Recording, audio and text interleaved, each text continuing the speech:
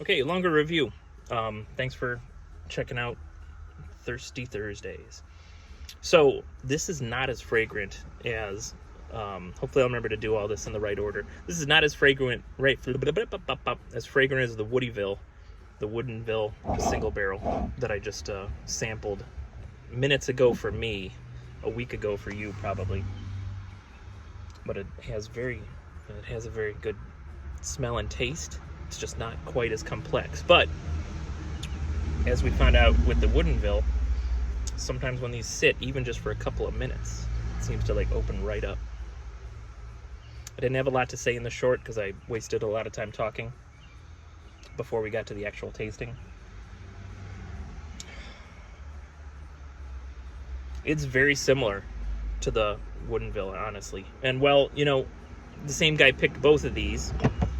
Let's look at the bottle a little bit. The same guy picked both of these, so...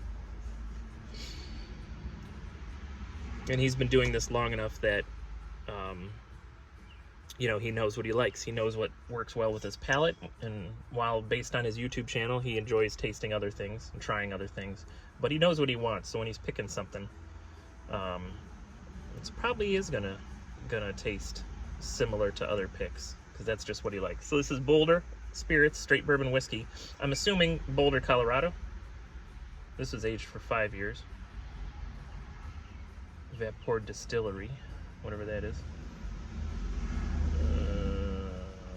Spirit of Boulder, Colorado. There we go, Boulder Spirits. So Boulder Spirits Straight Bourbon Whiskey has corn, rye, and malted barley in the mash bill. So that's fun. Doesn't have the percentages, but that's okay. And then, of course, you know, Kentucky always claims its limestone water is what makes it so good. And so apparently Colorado is claiming that their Rocky Mountain Glacier melting is what gives it its taste. So I'm going to assume that there's like woolly mammoth DNA in that water, and that's why it tastes so good. It says distilled at the base of the Rocky Mountains. They even got the longitude and latitude in there. Number 3 char. So I don't know what that means. I should do some research and find out. This is cask strength. So the way you get to the various proofs is you add water. So that's why, I mean, you'll see things. I've never seen anything under 80 proof as far as whiskeys and bourbons go. I don't know if something that low exists. But that's why proofs are all over the place. The master distiller will, well, on certain things, they always make sure it goes to the same proof. They're looking for consistency. On other things, they'll proof it down until they get what they feel is the best taste for that barrel, especially in the single barrel stuff. They do that a lot. So the Woodenville was a single barrel. Now this, it is a single barrel. Okay, so single barrel select. I was a little bit tricked. This is probably their standard sticker. It says, oh no, never mind. 53-gallon white oak barrels. Okay, so this is in white oak. Since they're calling it a bourbon, it must be an American oak because that is part of the deal. It's got to be American oak in order for it to be classified as a bourbon. All right, anything else I can glean from this sticker? No, not really. Ooh, hey, me shaking it around, or maybe it's still a little bit warm today. That cork was coming out. All right, let's get back into this thing. It smells very similar to the last one. I'm not getting the red hots from the Woodenville, but I'm getting a bread note. So this is smelling to me, and I'm getting a maple note. Oh, that's really good. So pancakes. No butter though. And on pancakes, I always must have butter. Pancakes and waffles, I need butter. And then I actually, sadly enough, I prefer like fake maple syrup. So it's basically corn syrup. I prefer corn syrup to real maple syrup. And if you like maple syrup, real maple syrup, don't be offended by that, because that just means there's more real maple syrup for you to eat, and I'll just keep eating the cheap junk. But yeah, so I'm smelling pancakes. Bread and maple. Let's see what it is on the palate.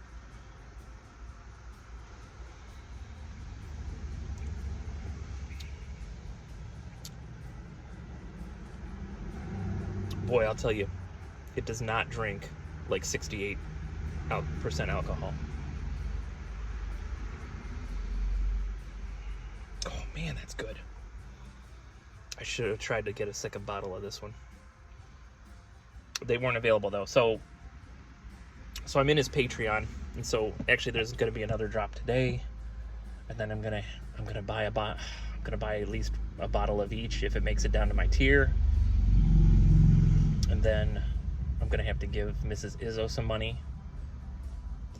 So I make sure that she, doesn't feel left out, because sometimes you can find good deals, but sometimes the bourbon collection can rack up a bit of money.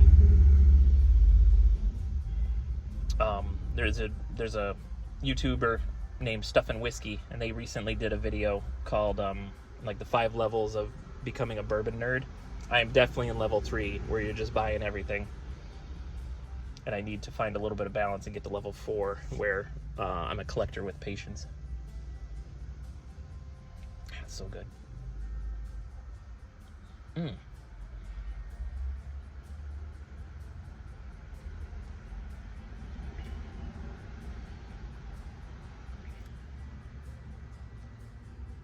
So that's fun, like, and I've never experienced this before, and maybe that's what they're talking about when they talk about, like, the front of the palate and then the mid palate.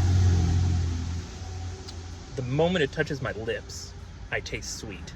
And it's like that maple / corn syrup taste. So I get sweet, and maybe you guys are watching the evolution of my palate, because maybe now I've got the front palate and the mid palate. So on the front it's sweet, then it turns into something else.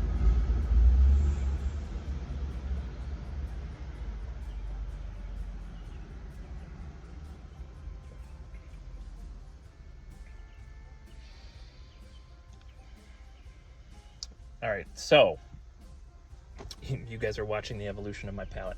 So it comes into my mouth, it's sweet, sugary, fake maple syrup sweetness. It hits my tongue, and all I really got is the bread note.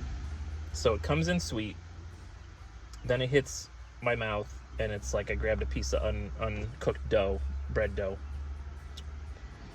And then on the top of the finish, or maybe it's the back of the palate, I don't know which, I get that a little bit of spice. And so even though it wasn't really in the nose or the front palate, I get like a little bit of red hot spice. So I got the red hots or the cinnamon, however you want to look at that. And then this for the finish is very smooth. I'm feeling nothing down here. I get all the spice up in the top of the finish, or like I say, the back of the palate. So this is a really good pour, but I'll tell you what,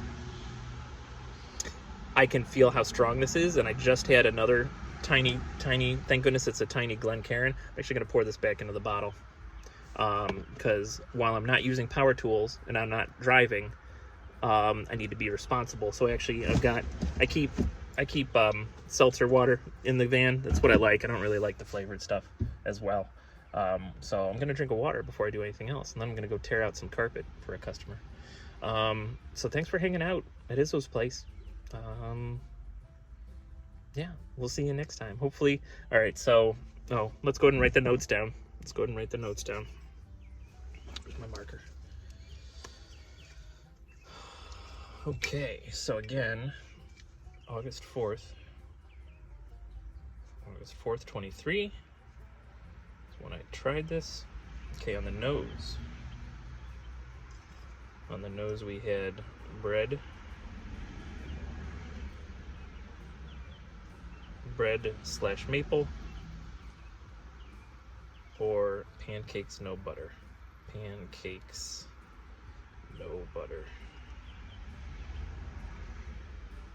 Okay, on the palate,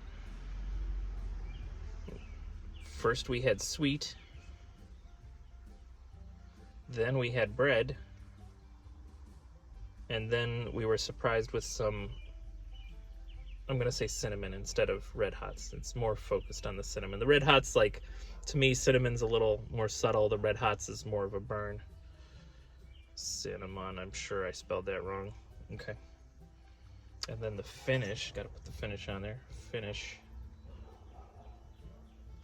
Finish was smooth. This is a dangerously easy whiskey to drink. Definitely something you would do in small amounts and drink some water after.